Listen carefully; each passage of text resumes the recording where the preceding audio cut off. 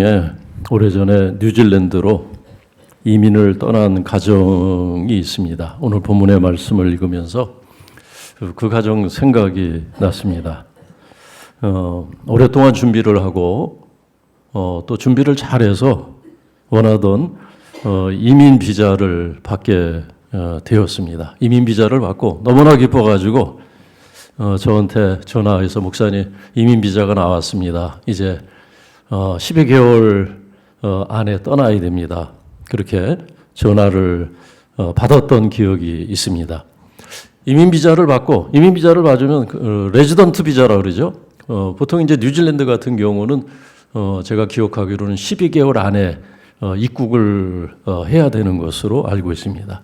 그 12개월 이제 이 한국에서의 생활을 정리하고 새로운 꿈을 갖고 뉴질랜드로 떠나기로 확정이 이제 된 거예요. 비자를 받았으니까. 그 12개월을 너무나 바쁘게 사는 것을 보았습니다. 그렇지 않겠습니까? 뭐 준비할 게 얼마나 많겠어요. 정리할 것도 많고 재산도 정리해야 되고 집이 있으면 집도 정리해야 되고 땅도 있으면 땅도 정리해야 되고 통장도 정리하고 그래서 그곳에 가서 이제 또 거주할 거처도 마련해야 되고 아이들 학교도 알아봐야 되고 또 영어도 또 익혀야 되고 거기서 생활하려면은 영어 학원도 다니면서 부부가 나이가 저하고 비슷했는데 그 당시에 그 나이에 또 영어 공부하느라고 애를 먹는 것을 보았어요. 고생을 하는 것도 물론 이제 비자 준비하면서도 또 그 시험이 있기 때문에 공인 성적을 제출해야 되기 때문에 준비를 했지만 그러나 또 비자가 나오니까는 이제 현실이 된 겁니다. 이제 가서 당장 살아가려면은 적어도 뭐 서바이벌 영어라도 해야 되겠죠. 그러니까 열심히 또 영어 공부를 하고 또 그곳에 가서 직장을 잡기 위해서 이곳에서는 뭐 그 손에 흙 묻히는 일을 해본 적이 없지만 굳은 일 해본 적이 없지만 그곳에서는 또 새로운 일을 해야 되니까 기술을 배우고 이것저것 자격증을 따느라고 또 남편은 바쁜 그런 1년을 살아가는 것을 보았습니다. 떠나기 전날 그 목장 식구들과 함께 예배를 드리는데 마지막 이제 출국 전날 송별 예배를 드리는 시간이었습니다. 송별 예배를 드리면서 찬송하고 기도를 하는데 그 아내 되는 권사님이 그렇게 그 눈물을 흘리면서 통곡을 하더라고요. 뭐 너무 그냥 엉엉 통곡을 해서 그 예배 인도하는 것이 어려울 만큼 그렇게 통곡을 하고 남편도 눈이 벌게져 가지고 손수건으로 연신 눈물을 찍어내고 있고 애들만 멀뚱멀뚱 눈을 뜨고 있더라고요. 왜 이러지? 우리 아빠 엄마가 애들은 아무 생각이 없었던 것 같아요. 부모는 그렇게 눈물을 흘리면서 예배를 드렸는데 그래서 끝나고 제가 물었어요. 왜 이렇게 눈물을 많이 흘리셨어요? 그랬더니 뭐 이제 이해가 되겠더라고요. 그동안 서름 남이 나라 가서 이민을 가서 산다는 것이 그게 보통 사실 힘든 결정이 아니잖아요.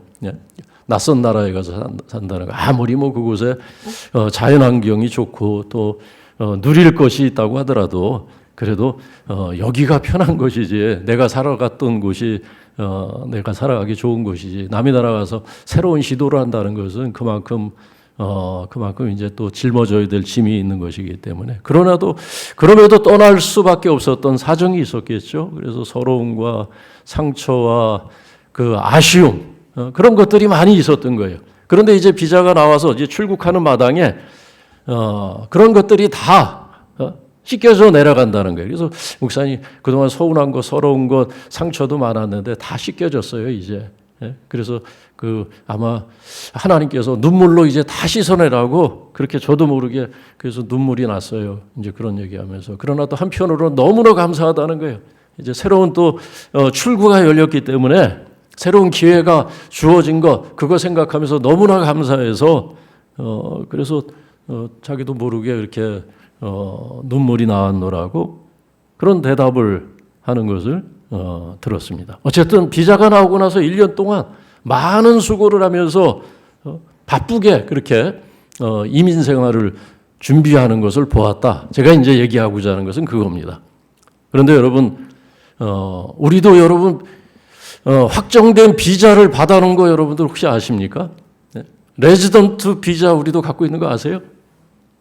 그거 모르시는 분들은 조금 좀 이상한 분들이에요.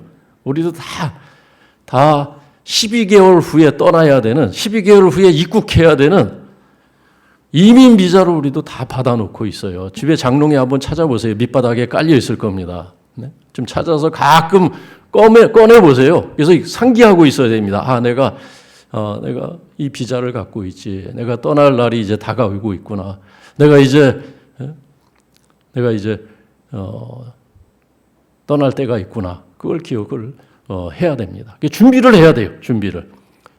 영어를 준비하는 것처럼 언어를 새 언어를 준비해야 되고, 그곳에 가서 준비를 하는 것이 우리의 신앙 생활이다라는 겁니다. 여러분, 우리가 받아둔, 우리가 이미 받은 그 비자는 어떤 비자입니까? 어떤 비자예요? 아직 모르십니까? 성경은 그것이 천국 비자라고 얘기합니다. 천국 비자, 하나님 나라의 비자. 근데 그 나라는 감사하게도 여러분 우리가 비자를 받아뒀는데 소말리아 비자를 받아뒀다. 이러면 그 곤란하지 않습니까? 저기 탈레반이 설치는 아프가니스탄 같은데 비자를 갖고 있다. 그거는 오히려 곤욕이고 괴로운 일이겠죠. 근데 성경은 하나님께서 우리에게 예수 그리스도를 믿는 자마다 구원하시고 영생 주시고 우리에게 천국 비자를 주었다고 말씀합니다. 요한계시록은 그 얘기예요. 성경의 맨 마지막 장, 너희가 12개월 후에 떠날 하나님 나라에 대한 비전, 그것을 우리에게 보여주는 것이 성경의 마지막 장입니다. 그 나라를 품고 살라는 거예요. 그 나라는 이 세상의 어떤 나라와도 비교가 될 수 없는 그런 나라라는 겁니다. 눈물이 없고 곡하는 것이나 아픈 것이 없고 어둠이 없고 그런 이별이 없는 그런 나라, 새하늘과 새 땅, 그 나라 비자를 우리가 갖고 있는데 그러면 멍하게 살아서는 안 되는 거예요. 그죠? 아니 미국 비자를 받고 또 영국 비자를 받고 떠날 날이 가까이 오는데 멍하게 있다 가서 어떻게 살려고 그럽니까? 아마 비자는 받아뒀지만은 그냥 가기는 갔는데 적응하지 못해서 끙끙거리면서 다시 돌아가겠노라 그러면 어떻게 해요? 그런 상황이 되면 어떻게 하겠습니까?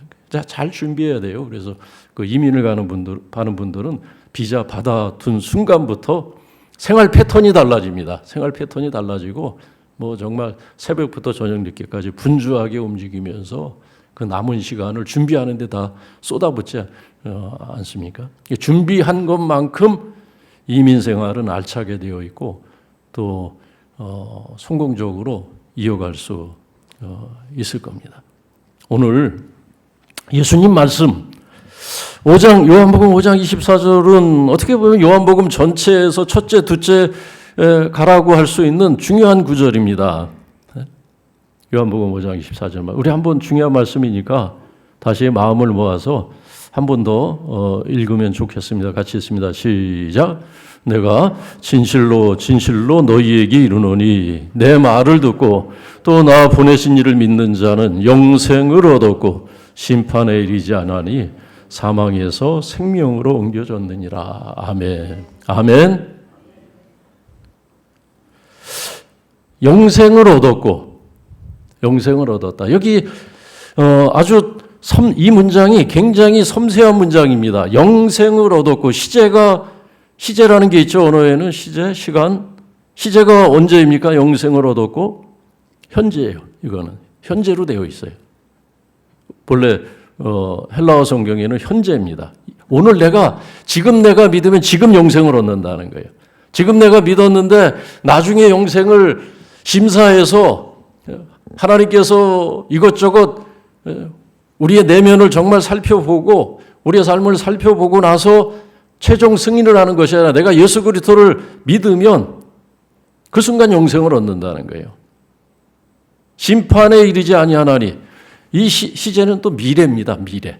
심판에. 앞으로 하나님의 심판 앞에 모든 인생이 서야 되는데 29절에 있는 것처럼 생명의 부활로 어떤 일은 심판의 부활로 그렇게 우리가 하나님의 판단을 받아야 되는데 그 재판정 하나님이 주관하시는 그 자리에 우리가 서게 되는데 그것은 미래의 일입니다. 영생과 구원은 오늘 받지만은 하나님 앞에 심판을 받는 것은 미래적인 사건이라는 겁니다. 그리고 사망에서 생명으로 옮겨졌느니라. 또 재미난 것은 이 문장은 우리말에는 그냥 평범하게 나와 있는데 헬라어 성경에는 미래 완료예요. 또 미래 완료. 그 시제가 조금씩 틀립니다. 미래 완료는 뭐예요? 미래 완료, 퓨처 퍼펙트라 그러죠. 확정된 미래에 확정된 사건, 미래에 확정된 사건, 확실한 사건, 사실 그것을 진술할 때는 미래 완료라는 것을 쓰지 않습니까? 근데 놀라운 것은 사망에서 생명으로 옮겨졌느니라. 이것은 확정된 사실로, 확실한 사실로 그렇게 밝히기 위해서 시제를 또 미래 완료형을 쓰고 있다는 이야기입니다. 그러니까 사망에서 생명으로 옮긴 무슨 얘기냐면은 여러분 예수님께서 그 말씀하신 거 기억납니까? 요한복음 11장에서 이제 앞으로 우리가 읽게 될 터인데 나는 부활이요 생명이니 그 다음 구절이 어떻게 돼요? 예수님께서 당신의 부활을 예고하면서 나는 부활이다 생명이다 그래서 나를 믿는 자는 영원히 어떻게 되죠? 류집사님 앞에서 나가시니까 제가 잠깐 막 헷갈려 버리네. 류집사님 한번 말씀해 보세요. 예? 나는 부활이요 생명이니 나를 믿는 자는 영원히 죽지 아니하리니 이것을 네가 믿느냐. 그죠? 영원히 죽지 않는다는 거예요. 영원히. 그러니까 사망에서 사망의 순간이 있더라도 그 순간 영생으로 간다는 거예요. 그러니까 죽음을 당하는 것 같지만은 우리의 육신이 생명을 떠나는 그 순간 우리의 영혼이 구원을 받고 영생에 들어간다는 겁니다. 그러니까 그것은 죽는다는 것은 어떻게 보면 미래적인 사건이지만 그러나 그 순간 우리의 영혼을 하나님께서 영원한 생명으로 들어가게 하시기 때문에 그것은 확실한 사건이라는 거예요. 그래서 그럼 영원히 죽지 않는다는 것은 뭔가? 우리가 언젠가는 죽을 터인데 그런데 죽는 그 순간 그것이 끝이 아니고 우리가 예수님께서 말씀하신 그 영생에 들어가기 때문에 예수님은 너희가 영원히 죽지 않는다라는 그런 표현을 쓰신 겁니다. 여러분 오늘 설교 제목을 이미와 아직 사이에서 그렇게 정했어요. 이미라는 것은 뭡니까? 우리가 예수 믿으면 오늘 여기서 구원을 받고 영생을 얻었다는 거예요. 그러나 아직이라는 건 뭡니까? 아직이라는 것은 예수님께서 말씀하신 사망에서 생명으로 옮겨졌느니라. 그것은 아직이죠. 아직 일어난 일은 아니에요. 그죠? 그래서 우리는 이미 하나님 나라의 비자를 받아뒀지만은 어떻습니까? 하나님 나라에 들어간 건 아니에요. 그 미래에 임할 그 하나님 나라에 우리가 입성한 것은 아닙니다. 그러니까 오늘 우리가 성도로서 살아가는 것은 뭐냐면 이미와 아직 사이에서 살아가는 것이다. 그것은 마치 뉴질랜드 비자를 받아둔 사람이 들어가는 것은 확신해요. 그러나 들어가는 것은 미래적인 사건이에요. 그리고 그 사이에서 그 입국을 위해서 준비하는 삶, 그것이 바로 성도의 삶이고 하나님 나라를 품고 살아가는 삶이라는 것입니다. 여러분 어떤 경건한 바리새인들이 예수님 앞에 와서 그런 질문을 한 적이 있죠. 선생님 라비여 하나님의 나라가 언제 임하나이까? 제자들도 종종 그런 질문을 했어요. 하나님의 나라에 대한 생각을 다 갖고 있는데 거기에 대해서 오해가 있었습니다. 하나님의 나라가 언제 임할까 그것만 생각했어요. 예수님께서 뭐라고 말씀하셨냐면 하나님의 나라는 여기 있다 저기 있다 하지 못하리니 하나님의 나라는 너희 마음 속에 있느니라. 너희 마음 속에 있다는 거예요. 그러면서 무슨 얘기를 하셨냐면은 또 동시에 그때는 너희 마음 속에 하나님의 나라가 있지만은 그러나 너희가 바라는 그 하나님의 나라는 노세 때처럼 노아의 때처럼 그렇게 임하게 될 것이다. 예수님이 하나님 나라의 특성을 두 가지로 얘기하셨어요. 이미 임한 그 하나님의 나라, 그리고 앞으로 완성될 그 하나님의 나라. 그 두 가지를 동시에 얘기하셨어요. 예수님께서 공생애를 시작하시면서 복음을 전하셨을 때 첫 말씀이 뭐였습니까? 그 똑같아요. 하나님의 나라가 가까이 왔으니 회개하고 복음을 믿으라. 믿으라는 것은 내일 믿으라는 것이 아니에요. 모레 믿으라는 것이 아닙니다. 너희가 죽을 때 천국 들어가기 직전에 믿으라는 것이 아니에요. 지금 믿으라는 거예요. 그리고 지금 터나라는 겁니다. 지금 너희가 다르게 살라는 겁니다. 그 하나님의 나라를 향해서 지금 믿고 지금 다르게 살라. 회개한다는 것은 다르게 산다는 것을 얘기해요. 회개한 것은 그냥 눈물 찔끔 짜고 하나님 죄송합니다 하고 벌떡 일어나는 게 회개가 아니에요. 회개라는 것은 우리가 다르게 사는 것을 말해. 내가 살아오던 삶, 내 욕심을 따라 살고 내 주장을 따라 살고 내가 살고 싶은 살고 내 마음대로 살아온 삶을 하나님께서 원하시는 삶을 살아가는 것, 그게 회개라는 것 아닙니까? 그리고 그 기준은 하나님의 나라예요. 근데 그 하나님의 나라는 지금 여기 있다는 거예요. 가까이. 예수님께서 말씀하시는 그 순간. 그리고 그 말씀을 받아들이는 그들에게, 그들의 마음속에 예수님이 이미 하나님의 나라가 임하였다고, 너희가 이미 그 나라의 비자를 받은 거나 마찬가지라고 하나님, 주님은 말씀을 하신 겁니다. 그런데 우리는 하나님의 나라를 다 미래로 미루어 놓고 아무런 준비도 하지 않고 살아간다면은 그것은 문제가 있는 것이죠. 바쁘게 살아야 돼. 하나님의 나라를 품고 산다는 것. 준비하면서, 섬기면서. 그래서 성경은 우리가 왜 너희가 항상 기도하고 항상 감사하며 기뻐하며 근심하지 말며 아무것도 염려하지 말고 살아가라. 왜? 우리는 이미 하나님 나라의 비자를 보장된 우리의 미래가 있기 때문에 너희가 근심하지 말고 마음에 염려하지 말고 감사하면서 범사에 감사하면서 살아. 어차피 결론은 나 있어요. 예수 그리스도 안에 있는 우리 모두에게는 우리의 삶에 우리의 미래는 이미 결정돼 있어요. 확실한 미래입니다. 미래 완료예요. 우리의 인생은 불안한 미래가 아니에요. 많은 무슨 변수가 작용하는 그런 미래가 아니라 이미 결정된 미래입니다. 그래서 성경은 너희가 무슨 일이 있든지, 여러분 그 말씀을 받았던 초대교회 성도들의 삶의 정황이라는 것은 얼마나 힘든 세상을 살았습니까? 죽을지도 모르는 가난과 씨름해야 되고 박해와 씨름해야 되고 늘 죽음이라는 것이 앞에 있었어요. 그런데 그러한 살벌한 세상을 살아가는 성도들에게도 너희가 범사에 감사하라. 아무것도 염려하지 말아라. 그러면서 말씀하신 거 뭐냐면 하나님의 나라입니다. 그 나라에는 슬픔도 없고 곡하는 것이나 눈물이나 어둠이 없다는 거예요. 하나님의 빛으로 충만한 세상. 그것이 바로 하나님의 나라다. 그 나라를 품고 살아가라고 말씀하고 있습니다. 그래서 우리는 마치 비자를 받아둔 사람이 1년 동안 또는 2년 동안 열심히 수고하며 준비하는 것처럼 살아야 되는데, 우리가 예수를 믿으면서도 구원을 받았다고 하면서도 많은 분들이 맹숭맹숭 살아가요. 봉사 한 번 제대로 하지 않고, 전도 한 번 제대로 하지 않고, 기도 한 번 제대로 하지 아니하고 그렇게 살아가면 되겠느냐는 겁니다. 제가 10년 전에 분당 영진교회로 부임해 올 때 이제 교회가 어딨냐고 물어보길래 주변 분들이 분당 임해동에 있다고. 임해동이 그때 정확히 어딘지도 몰랐어요. 분당에 있는 교회라는 것만 알았고. 그랬더니 이 분당을 아는 분들은 참 좋겠다고, 분당에서 목회해서. 분당이 흔히 하는 말로 천당 밑에 분당 아닙니까? 그러더라고요. 천당 밑에 분당을 이제 그러니까 999당이라는 거예요. 999당. 천당 발음이 치면 999당이잖아요. 999당. 그래서 저는 분당에서 목회하는 거 좋겠습니다 그랬는데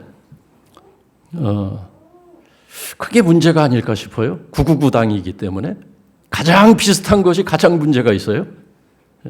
완전히 다르면 이건 분별이 잘 되는데 999당이다 보니까는 굳이 천국을 가고 싶을까? 비슷한데 뭐 고민도 없고 살기도 편하고 혹시 그런 것은 아닐까? 이곳이 살기 편하니까 뭐 굳이 이민을 떠날 필요가 있을까? 여러분 이민을 떠나는 분들은 여러분 아시겠지만은 뭔가 정말 아픔이 있어요. 어려움을 겪었습니다. 이곳에서. 그러니까 뭔가 새로운 탈출구가 이민이에요. 그죠?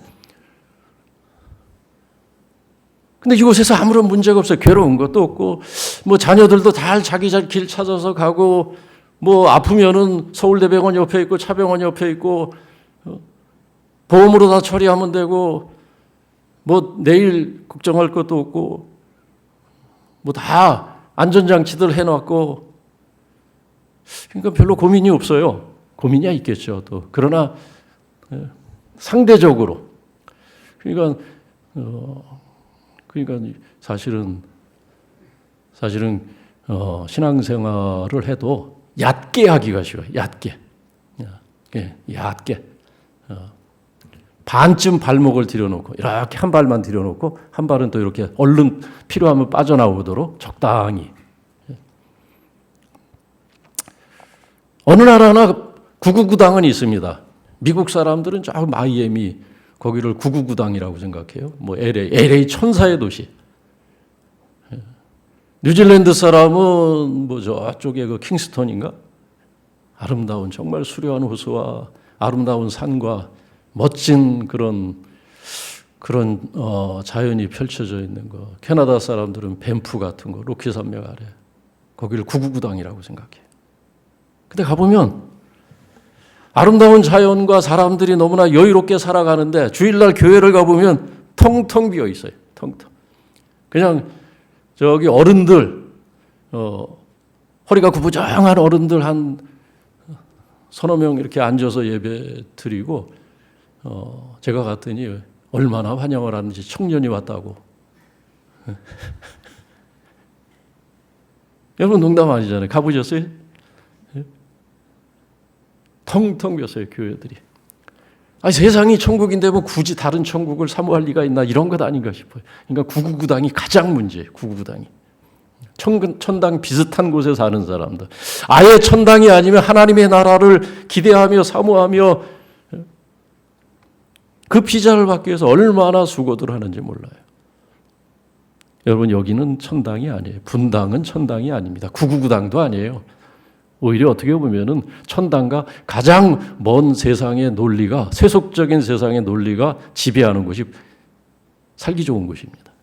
가보면 그런 도시들일수록 텅텅 비어 있어요. 마약 중독자들, 아이고 뒷골목만 가면 겁나 번지러하지. 조금만 벗어나서 뒷골목만 가면 노숙자들과 마약에 찌든 좀비 같은 사람들이 짐승처럼 살아가는, 꿈이 없어요. 세상에 꿈이 없고 희망이 없고 그냥 오늘 여기서 쾌락을 즐기면서 살아가는,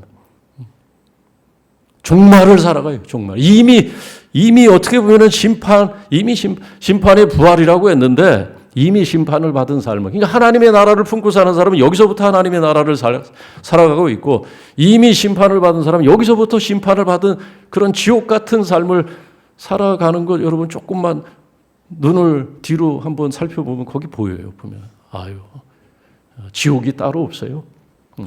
아무리 살고 좋은 곳이라고 해도 잠깐 그냥 그 메인 도로에서 벗어나서 뒷골목에 가면 거기 지옥이 있고, 거기 어둠이 있는 것을 보게 됩니다. 여러분 예수님 말씀하셨습니다. 영생을 얻었다. 이미 얻었다는 거예요. 우리는 이미 구원을 받은 사람들입니다. 이미 우리는 가장 세상에서 좋은 비자를 갖고 있는 사람들입니다. 이제 준비하면서 그 나라를 준비하면서 우리가 여기 살지만 그 나라를 여기서부터 살아가는 그것이 성도의 삶이라는 거 기억하면서 새해 이제 코앞에 다가왔는데 그러한 비전으로 하나님의 나라를 살아가는, 그래서 우리의 삶에 새해 표어대로 우리의 삶의 성장과 성숙이 있는 그런 새해를 맞이하기를 주님의 이름으로 축원합니다.